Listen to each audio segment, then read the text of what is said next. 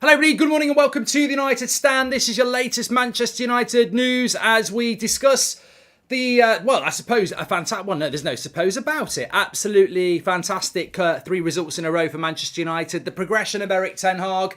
Also want to get straight into, look, the transfer window's shut and I think many of us want to move on from that. But there is a story that I think many of us are very interested in, and that is however you rank this summer transfer window and however well prepared we are for the rest of this season, there was always a story around Frenkie de Jong, and it has come out this morning, and I suppose it's the truth that we need to move on and assess and decide and, maybe forget or maybe not forget. We were speaking about this yesterday. Actually, I just want to say, first of all, what the most important thing to say this morning when it comes to news is constantly say it on this channel that we've got the best away support in the Premier League. Other clubs may disagree.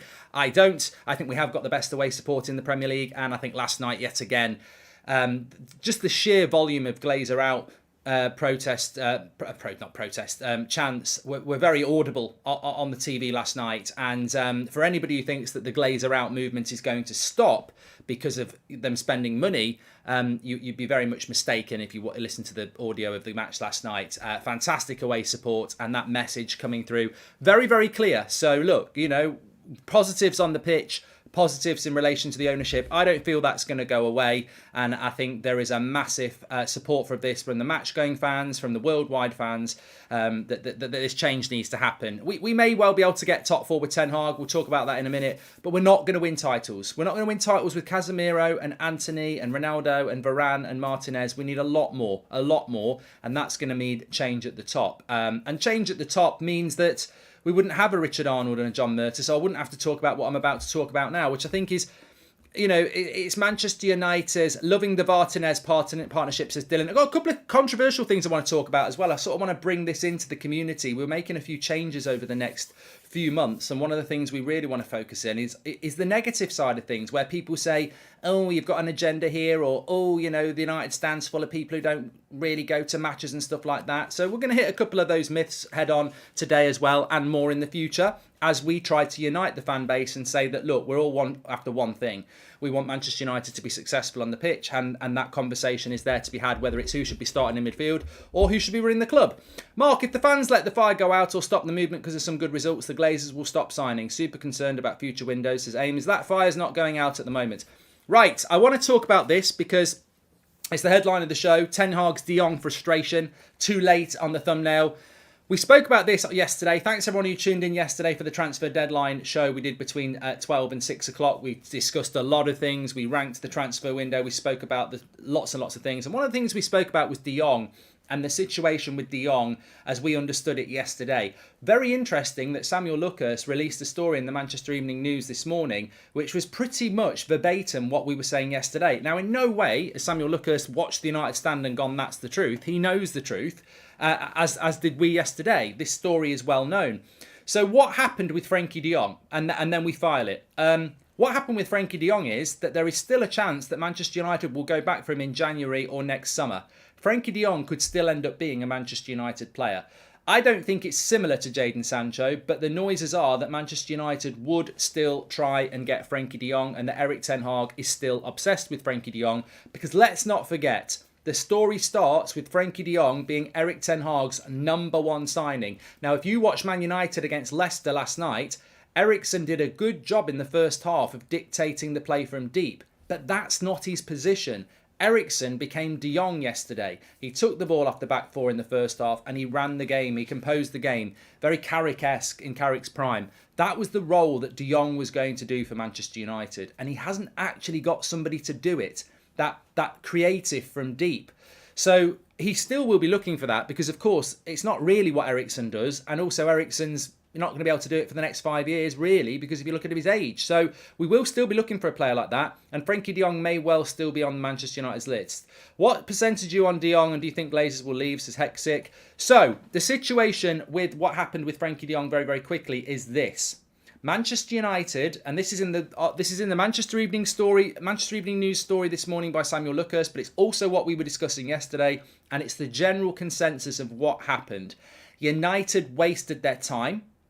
Murta and Arnold were naive, and Manchester United did not sign De Jong. That's it in a sentence, really. But what actually happened is Manchester United agreed a fee with Barcelona. That was always agreed, that Barcelona would sell Frenkie de Jong to Manchester United for the agreed fee we agreed at the end of June. There was a broad agreement on wages with Ali Dursun, which is Frenkie de Jong's agent. Manchester United agreed that they would pay Frenkie de Jong around 350 grand a week, signing on fee, whatever. That was agreed. So wages were a broad agreement with the agents, and fee was agreed with Barcelona. You'd now say, why did the deal not happen then? Frenkie de Jong would not leave Barcelona because he didn't want to leave Barcelona, and he wasn't going to leave without the money he was owed. And that is why Frenkie de Jong is still a player at Barcelona. Now, Manchester United is trying to shift the blame onto Barcelona by saying it's a disgrace that Barcelona wouldn't pay him the 17 million in deferred wages that he was owed. But that's not our issue. We should have gone into that knowing that. Frenkie de Jong is still a Barcelona player. If he's so unhappy with Barcelona for not paying him the 17 million, why did he not just leave to play football? The situation is not that. Man United got played. They got played because they're not very good at transfers. They agreed a broad agreement with the wages with the agent, and they agreed a fee with Barcelona, but they never agreed with Frenkie de Jong that he would come to the club. And I think what happened is Frenkie de Jong's agent said to Manchester United, he will come if Barcelona force him out. But if Barcelona don't force him out, he'll still be a Barcelona player. And Barcelona didn't force him out because Barcelona didn't pay him what he was owed. And de Jong was like, well, I'm going to stay because I want to stay anyway. So ultimately, de Jong never wanted to come. And Man United got played and we got played. And whose fault's that? Manchester United. And that's where we are. However, the glimmer of hope, if you want Frenkie de Jong to be a Man United player, and Erik ten Hag does, is that somewhere along the line, Frenkie de Jong remains Barcelona's best paid player by a long way. He's on 300 grand a week or more, and he's still owed 17 million. Now, Barcelona are either going to have to keep paying him 350 grand a week, or they're going to get into a pay cut, or they're going to have to sell him. So that will rumble on, and United will stay interested in this transfer. Whether you like that or not, that's going to keep happening. I think United need to be just walking away from this now. I think it's just boring. I think it's embarrassing, and I think we got mugged off.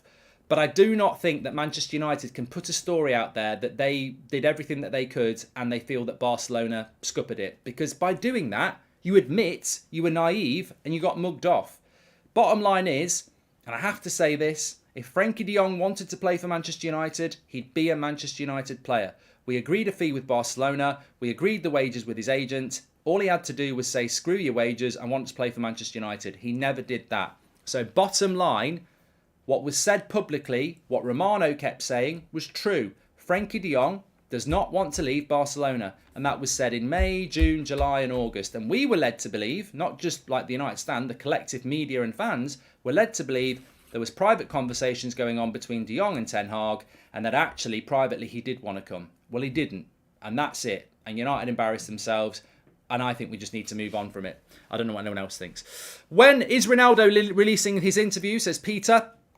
I don't know, Peter. I'm not 100% sure yet. That interview, I don't know. I think Ronaldo's a very interesting conversation and I'm more than happy to have it. But I don't know what the situation with Ronaldo is going to be. I felt we were better with Ronaldo in the team last night. I don't think Rashford works down the middle. I think Elanga off the right-hand side is irrelevant because we've got Anthony anyway. But I felt that Leicester looked more ragged when Ronaldo came on, and it's that fear factor, isn't it? I think we need to play Ronaldo, but obviously we'll be talking about Arsenal later today. If we were competent, we would have signed Anthony early in the window for cheap and just given de Jong his 17 million. Why can't they make obvious decisions ever, says Dan? Because they're just not ultimately very good at their job. And hi, Mark, did you see Anthony called Bruno captain on Instagram? Do you think this means Maguire is not captain anymore, says Adam? Yeah, I did see that, and I wouldn't read into it too much. I feel that Bruno Fernandes... Look, I give Bruno a lot of stick because I love Bruno Fernandes, and you know, I know what it's like. I know what it's like. We're trying to get the Glazers out, but there's still prats out there that try to divide the fan base because you prefer Bruno over Maguire and you prefer Varane over Maguire and stuff like that. Some people just can't help themselves. They wake up in the morning, they look in the mirror and they realise they've got a very sad life, so they attack other people. I don't really see the problem with arguing about who should be the captain or who should play at centre-back, because that's just normal football conversation. I often wonder where these people have been for 30 years. Like, I remember being down the pub or going to matches in the early noughties to Old Trafford, and you'd get the team news on the match programme, and you'd be like, I don't agree with that, I don't agree with that, having a pint before the match, and people would be having a chat about it. But, you know, this is just normal football conversation. I don't know where people's obsession about people having an opinion about team selections has become toxic, because it's always been there. It's always been there. I used to go to matches in the late 80s. God, the terraces were unbelievable. People screaming, shouting and swearing at their own players. You know, unbelievable stuff. And yet apparently somebody, Johnny on Twitter, says, let's drop McTominay forever, and suddenly he's Mr. Toxic and needs to be marched out the fan base. It's basically a snowflake society, and it's hitting football. And I think people are getting brainwashed by this snowflake society that you can't be critical of a footballer because that's not supporting your team. And yet for the whole of my life, all the way from the 80s to now, I've seen criticism of players within our team, because that's just what football opinion is. So, you know, I think that I'm a I've been very critical of Bruno for the last 6 months because he's one of my favourite players. And I suppose when one of your favourite players is not playing well, you know, you can either be biased and pretend they're playing well, or you can be honest and say, look, they're a lot better than that. I still don't think Bruno's firing on all cylinders, but as captain, he's won 3 games in a row. And you've got to give him some part in that. And at the moment, he is the captain of the team. So Anthony's saying, well done, captain, because he was captain last night. I mean, Maguire's the club captain, but he's not playing. I've got a spare ticket to the Arsenal game this weekend. Any of the United stand fancy it? Says, is it Nanny? We've always got tickets, mate. So thank you very much for the offer. And Mark, came across a month-old video just before the start of this transfer window. You said you will clap for 6 minutes if Man United signs 6 players, says Chiro. Well, we haven't signed 6 players. I'm not having a loanee as a 6th player. I'm sorry. So I'm not clapping for 6 minutes. Dubravka's a backup goalkeeper on loan, mate. That's not a signing. So sit down. A few people want the spare ticket. Just talking about Ten Hag though. Look, again, I got angry with a couple of people in the match reaction last night because somebody said that the whole team was bang average, and then somebody else was moaning about, you know, team selections. And I was just like, at the end of the day, we won. We won the game yesterday, and the defence has been well, I'm not using the word world class, but the defence has been top class for 3 games in a row. And look, I disagreed with the team selection last night, but as we were discussing the team selection, and I could see the live chat going mad about McTominay playing, I said, I disagree with the team selection, but I support this manager. At no point, there's no cracks in the road for me with Ten Hag. I don't agree with the team he's picked, but I'm not angry about it, I'm not frustrated about it, and I'm not ranting about it. My point was, I'd start Casemiro over McTominay, and I wouldn't have played Rashford down the middle, and I wouldn't have picked Elanga. Ultimately, Rashford and Elanga didn't play well again, so I was right about that, but McTominay did, so Ten Hag was right about that. He's the manager, he gets paid the money. As part of the manager of Manchester United or Liverpool or whoever, your decisions will be scrutinised by the fan base and the media. I will scrutinise his team on Sunday, as will you. There might be times when I start saying he's picked the right team, but that very rarely happens with anybody. So, look, this constructive conversation around Manchester United must always continue because we must have high standards. But Erik Ten Hag, you know, I don't necessarily think he got it right yesterday in relation to the attack. Basically, we had 1 chance and we scored, and the defence got us the result. But that's where I'm focusing on. I know defence is a dirty word, dirty defence, but as I said, that defence has not just been put together. It's been constructed. It's communicating. It's working. It's very, very difficult to build a defence that's watertight because you've got to be in tune. You can't have individuals. You've got to be in tune as a back four. Your defensive line has to move together, otherwise you don't get your offsides. You've got to squeeze together to put the pressure on. You've got to know when to drop together. You've got to know that where the gaps are between the fullbacks and the centre-back. That team and that defence has been constructed, and that's tactics, and that needs calling out. And I think really what Erik Ten Hag is doing is coaching a team. Delo has been classed as Trigger. The amount of people on social media who are saying, you know, I thought Delo was shit and I've got to say he's turned it around. I don't think it's prove you wrong. I never agree with prove you wrong because there probably were crap, but they've turned it around. I always use the Matic theory on this. I said Matic was a bag of cement. 6 months later, he was playing brilliant. He turned it around. And I don't think you were wrong to say that such and such was crap. But I think one thing that we must all acknowledge, and we all said it, is that these players have not been coached for, you could argue, 6 years. Was Mourinho really a developer of players? Mourinho brings players in for the now, and he's gone in 3 years. Solskjaer was not a coach. You could argue that these players have not been coached since the days of Van Gaal, because Rangnick's a coach, but no one would listen. So you could say that some of these players have not been properly coached for 4 or 5 years. And let's not forget that we're talking about the main coach in Solskjaer and Mourinho. They're coaches on the training ground. I mean, God, how good were they? So probably not very good. So I think that Delot is a prime example. The defence is a prime example that players are visibly improving in the space of, 2 months? He's only been coaching them for 2 months. And this was one of the big excitement factors for me and many others about Ten Hag, is that we've got a coach. He's a coach. And I was listening to him after the game last night, and I was like, he may not be the most personable of coaches, and that will develop. There's a language barrier. It's a new league. He's not Jose Mourinho, and he's not Ralph Rangnick in the way that he conducts the press conferences, and he may never be that. I think he will get better. But what he is a coach. His job is a coach. His job is not to be entertaining in a press conference. His job is to coach the team. And I think that's the only job he's interested in. A lot of the feedback around Ten Hag is that he really can't stand the media side of things, and that he will improve, because at Manchester United that's what it's about. But he's a coach, and we are seeing that. I have never seen a Manchester United defence give me so much confidence in a decade. That is the best centre-back pairing we've had in a decade. And that's been produced in a month. It takes hard work to do that, and it's a massive test against Arsenal on Saturday, because they're a good side. But let's not forget, Eric Ten Hag is coaching a team here. This team is being coached, and there will be bumps along the way. I mean, Elanga just doesn't work off the right.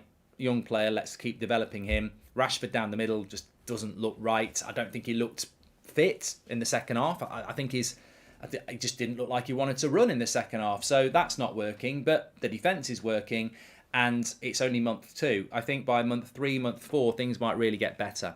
What do you think of Chelsea's transfer window compared to Manchester United? Says Ashan. I feel that Chelsea's transfer window is chaotic.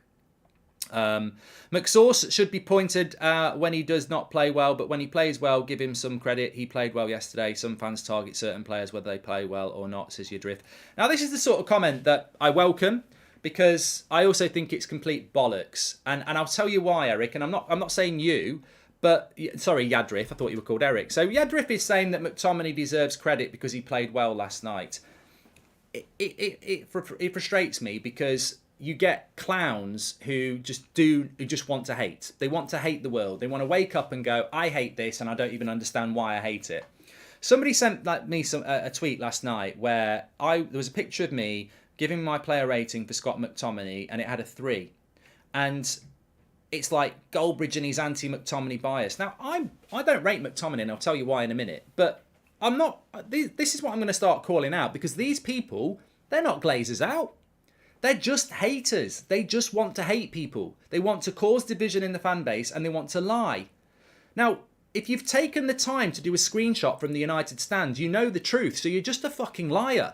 Because if you've took that screenshot, you'll know the story. I gave McTominay a 7. My score for McTominay was a 7. The reason there was a 3 there was because the player ratings was broke. So if you've taken the time to do the screenshot, you also know the story. And this is what we're up against. We're up against people who will just take information and totally lie about it, because then they can feed their agenda to the people who just want to hate. I gave Scott McTominay a 6.5 last week. Average is 6. I gave him 6.5 against Southampton, and I gave him 7 last night, which is good. So where is this McTominay doesn't get credit bullshit? I will shout this out about this community forever. When somebody plays badly, they get called out. When somebody plays well, they get credit. There is no bias. And I don't know why anybody thinks there's a bias on this channel. I've never seen any evidence of it. Maguire gets called out because he's a crap captain. He's now on the bench. Bruno gets called out. He's one of my favourite players. Martial's been called out for 18 months. One of my favourite players. Same with Marcus Rashford. Luke Shaw is a left back I really like. He's on the bench where he deserves to be. McTominay got a 7 last night because it's the best performance I've seen him in since Burnley in January. So where is the bias of favouritism? I don't get it. Just be very careful of these people in our fan base, because I also read another tweet about nobody who goes to the games watches the United stand. I'd love to know the demographics of it, because I guarantee they're all foreign. Oh my God, tell me you're a racist without telling me you're a racist. What are you talking about? So now, if you're a foreign Manchester United fan, you're thick. Is that basically it? Well, I tell you what, I've done the stats on this as well, because if we're going to unify this fan base and we're going to be Glazers out, these toxic people need calling out. So, apparently, everyone who watches the United stand is not a United fan from the UK, and they're all foreign. Okay, let's go through this then. Well, I know for a fact loads of people are season ticket holders who watch the United stand. They might not want to admit it, but they are. But our UK audience, for our community, because it's your community as well, our UK audience is 40%. 40% of the people who watch the United stand are in the UK. So that's one, okay? Which is probably in keeping with the United fan base, because the UK has only got a population of 60 million people, there or thereabouts. And the world population is a lot bigger than that. So Manchester United's general fan base is probably less than 40% living in the UK, to be honest with you. Anyway, our demographic, because apparently it's all kids who don't live in the UK, right? Less than 3% of our audience is under 18. 20% of our audience is 18 to 24. 20% of it is 35 to 44. 10% of it is 45 to 55. And our biggest proportion of our demographic is 25 to 34 years of age, of which 35% of our audience. So there's a bit of quick information for you. And we will keep calling these people out, because people say, what are you doing about the Glazers out movement? Absolutely loads. But one of the big things we're going to do is call out the bullshitters who try to divide the fan base at a time where we need to be unified. So Stockton says, from Barca's view, if they're going to pay De Jong's deferred wages, they might have the obligation to pay deferred wages of other players as well. So Stockton, I'm sure it's going to run and run, yes. But on the point of Scott McTominay, I gave him a 7 last night anyway, so I don't need to justify hate on McTominay when I've already given him a 7. And I think most people last night said that McTominay played well. There is an argument to say that he is playing better because he's being coached better. And I think that was something that we said when Ten Hag came in. I remember having this conversation. We said Maguire might get better, McTominay might get better, Bruno might get better. So you can't just say that Rashford's going to get better and he's the only one. Of course, McTominay, Fred, they could all get better. Do I think Scott McTominay's getting better because of Erik Ten Hag? I think yes. He's moving the ball quicker. The bunny hop has been murdered. You know the little bunny hop that McTominay used to do? He'd get the ball, do a little bunny hop onto the other foot and then pass. He's killed it. Rest in peace, bunny hop, Scott McTominay. He's killed it. He's actually moving the ball first time. That's a big improvement for me. You see, I do tactically analyse a footballer. I don't just watch it and read the super chats. He's got rid of the little bunny hop, which costs him a second in possession every time he did it. So, and a second lost in the midfield of a Premier League team will hinder you. So he's moving the ball quicker, which makes him look better. His tackling still all over the place, to be fair, and he gave a free kick away on the edge of the box yesterday that couldn't have been costly. So he needs to improve that. His energy's always been good, and his effort's always been good. And yesterday he played a little bit more advanced. He didn't play as the holding midfielder. Casemiro did in the second half, and Eriksen did in the first half. So actually, and I don't think McTominay was world class last night, by the way. He's had one good game in 6 months. He was decent. He was okay against Southampton last week. He was good last night. That's not enough. He's got to do that every week. And even the way he played last night wasn't scintillating. It was good. So he's still got many rivers to cross to become a starter for me. But I've always said McTominay's a bench player for Manchester United and he can do a job. And where he constantly excels is the air. He's very, very good in the air. And, you know, have we got anybody else that's that good in the air in the midfield? Well, Eriksen's not tall. Bruno's not tall. Fred's not tall. Casemiro's good in the air. But look, can you play Casemiro and McTominay in the same midfield is the question. I would argue that our best midfield is Casemiro, Eriksen, Bruno. That's our best midfield. But I think McTominay will start against Arsenal because he's done enough to start. And at the moment, he's in possession of the shirt. And you've got to acknowledge that. He played well last night. He did play well last night. And why can't he improve if everyone else can improve? But I'm not running around the garden with my top off. I mean, Ricky messaged me last night and said McTominay was the best player on the pitch. And I replied and said, you're drunk. Like, I'm sorry, he wasn't the best player on the pitch. That's Ricky being silly again, you know, and he's Dan Shames off. Ricky speaks a lot of sense, but McTominay was not man of the match. He might have been for some of you lot, but the defence won us the game again. You've got to go with Varane, Delo, or Malacia or Martinez for me. But McTominay played well. I would say that the way we're playing suits McTominay. I mean, let's be honest, we're not playing high line, 70% possession on the edge of the box, which is what Ten Hag did with Ajax. We're playing less than 50% possession defensive and, relying on moments. That's what we're doing at the moment. So does that lend itself to McTominay where we're defending more than having the ball? Maybe it suits McTominay at the moment, but he's playing well. How he evolves is up to him. I will say this is the year Ronaldo will start to finally show his age. I just don't think he'll have enough for the Prem, says Carl. We want fans to support the team, lose or win. Just be fair on the opinion, like Mark said. Maybe players will affect the same because you see your drift. I think you've lost your point there, because I don't think the fans need to support the team, lose or win, because that's not what we did last season. The away fans were singing, "You're not fit to wear the shirt." So do you disagree with those away fans who were saying you're not fit to wear the shirt? Because that's supporting the team when they lose. I don't think Manchester United fans have to sign up to support players when they play like they did last year, and that's why I will never get on board with win, lose or draw, support your team, because we saw last year that a team can lose and they don't deserve applause. We'll always support the team, Manchester United, because no one's going to walk away and start supporting Chelsea. But the players need calling out when they're not good enough. So if they lose, I don't think we have to chant them and say, yeah, well done. At times, there is a standard. You can lose and hit the standard and be applauded off the pitch. I've seen United lose games before, like Real Madrid years ago. They were bloody brilliant at Old Trafford, and Ronaldo, the original Ronaldo, got applauded off, and United got applauded off at the game because it was a great game, but Real Madrid were just better than us. You can applaud a United team off when they lose, but you don't have to applaud them off when they lose all the time, because sometimes they don't deserve it. Rory, welcome to the Members Club. Hi, Mark. I watch your streams when in hospital on dialysis for my failed kidneys. Thanks to the great content, says Adam. Good to see the team improvements the last few games. Adam, I hope you're doing well, pal. Big shout out to Adam there in the chat. David says, I think Bruno played better and his risky passes were on when he made them not just hitting it. Forget De Jong, right moves, players who want to play, says David. If you put a secret camera on these people at home or in the ground for 90 minutes, I bet they're not clapping, saying it's the taking part that counts, lad, says Glenn. And if we need to get a new number 8 and we do not get Frenkie de Jong in the future, who would you recommend? Eriksen is great, but he's... Yeah, Sean, I don't know. I think Manchester United I personally think it's time to move on from Frenkie de Jong. I don't think United necessarily will. We've got a habit of, Sancho, where we miss out and we try and go back. I think De Jong is obsessed. Sorry, I think Ten Hag is obsessed with De Jong, and I think he will try for him again.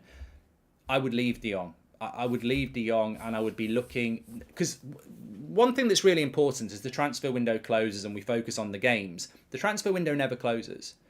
Erik Ten Hag came to the club in... This is really important, actually. Erik Ten Hag came into the club in May, and United had scouted for the last 6 months, and they presented a list of players, and he said no. And that's why he had to go to Eredivisie and players that he knew, because the scouting department was terrible in relation to what Ten Hag wanted. Now that the transfer window's closed, this is where the next transfer window begins. Erik Ten Hag has got to send them scouts out for players that he wants, and they've got to come back with players that he wants, so that next summer he doesn't have to say, I want this player from the Eredivisie, I want this player because he played for me, I want this player because he played for me 10 years ago. He needs scout reports coming in that he's never managed before from somebody saying there's a brilliant player playing for RB Salzburg and he's an attacking midfielder. What do you think about him? Yes, get me another report. In fact, I'll go over and watch that game. That's the development of the next year. Remember that Erik Ten Hag's reign as Manchester United is only just beginning. We're seeing the development in the coaching. We've brought in some decent players. All right, it's been a chaotic transfer window, but now the club need to start serving him better. He needs to be getting proper scouting reports that are focused around the type of players that suit his system, so he can go, right, what do you think, Van der Gaag? What do you think, McLaren? Okay, let's go and watch this player. Right, he doesn't play in the Eredivisie. I've never coached him before, but he ticks a lot of the boxes for me. Right, let's go and put a bid in for him. And that's what we want to see over the next year. I'd move away from De Jong because he used to play for Ten Hag, etc., and he might want to leave Barcelona because they want to sell him. I'd move away from that, and I'd move more towards a 22, 23-year-old who's the next De Jong, who's playing in Portugal or France or maybe the Championship or another Premier League club. That's what we need to do, because that's what Manchester United need to do. We need to bring hungry players in. And also, let's hope that this Manchester United side will never be so unattractive to sign for. And what I mean by that is we've just come off our worst Premier League season. We've had a terrible start to the season.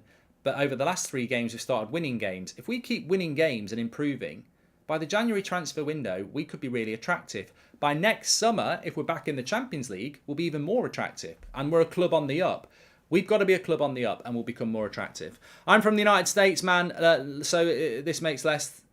Oh, yeah, Jam is on about... Yeah. Look, just don't take any notice of people who think if you're not from the UK, you're not a proper fan. It's a big load of bollocks. It's nothing more than... small-mindedness. Mark, you always find something to complain about. What an epic transfer window this was, says Nick. You're a troll, Nick, and I warned you yesterday, so you're gone now. We all know who you are, Nick. Got no time for idiots. We're here to have proper grown-up conversations. Go and watch CBeebies. It says watch along on there. It's not a watch along. It needs to change. It's been a long transfer window. It's been a very long transfer window. Anyway, look, let me tell you what's ahead. Very excited. Very excited. It's football. It's analysis. It's conversation. That's what we're all about on the United Stand. So we've got the Friday night 8 o'clock show tonight where I'm going to have a beer and we're going to get back into the Q&A show that we've not had for ages. So Q&A show tonight. Bit of Man United news. Want to really delve into a big topic as well. We've also got Ten Hag's press conference reaction coming up at about 1:30 today. And obviously, if anything else breaks, we'll go live. So loads to get involved in. I, for one, am glad that the transfer window is closed. I think it's great. We've got a bit of positivity around the way the team is playing as well. And I'm very excited to crack on with the season with you. Remember, Arsenal on Sunday, Real Sociedad on Thursday, and then Crystal Palace away on the following Sunday. We've got 3 really, difficult games, to be honest. And I think just looking ahead to the Real Sociedad game, we will see, I think we're going to see Maguire, Lindelof, Luke Shaw, Donny, Fred. Those sort of players are going to end up playing in that game because he's got to start rotating. I don't think he can rotate against Arsenal and he'll want to go strong against Crystal Palace. So I think that the Real Sociedad game, we're going to see a lot of changes in that. So yeah, I'm very excited, everybody. Can I just say finally as well, please do subscribe to the channel because I know it says 467 there, but we're 466 there, but we're only 100 away from 467. So please subscribe, bottom right hand corner. United Stand's not going anywhere. We're still going to be chucking out the conversation for you. But thankfully, and I say this from the bottom of my heart, I've enjoyed the transfer window and I want to say thank you to all of you for getting involved. But we're moving into a better time now. By the end of the transfer window, I'm ready to talk football. And by the end of the season, I'm ready to talk transfers. And I'm in that transition period now. I'm like a caterpillar turning into a butterfly. A beautiful butterfly. As we look to fly and, get a bit of momentum. So I'm really excited about what's to come. And we can actually start talking about the team and the coaching and the development of the team, etc. I've been watching Gakpo so far this season and he picks up very good positions. 9 goal assists in 4 games. We might have to come back to him later, says Desmond. Look, I think there's a conversation to be had on Marcus Rashford, by the way. But I'm a little bit disappointed that Rashford scored that goal against Liverpool and then has played 2 games and not scored a goal. I wanted him to kick on. He did get an assist yesterday, but, I just wish we... I think it's such a shame. It's such a shame, and it's probably down to injury and fitness and getting Anthony in too late, that I thought that Mark Goldbridge, I thought that Marcus Rashford played really well against Liverpool off the left wing. And then the last 2 games he's played up front. I really want to get Rashford back on the left. And I don't know when Martial's back, but I would put Ronaldo up front. And then let's, I think we're trying to put...